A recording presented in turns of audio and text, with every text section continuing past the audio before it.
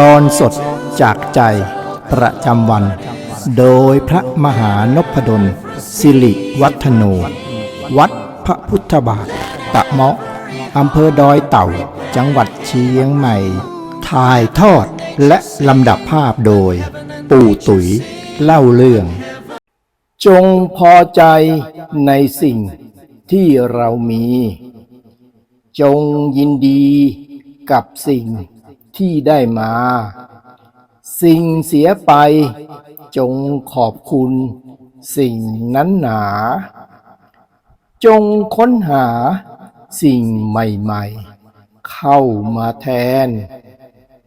จงตั้งใจมีสติเสมอมารีบไขว่หาฝึกใจในแบบแผนจงเรียนรู้ความทุกข์ที่เจ็บแสนอย่าดูแคลนหมั่นทำดีมีในตน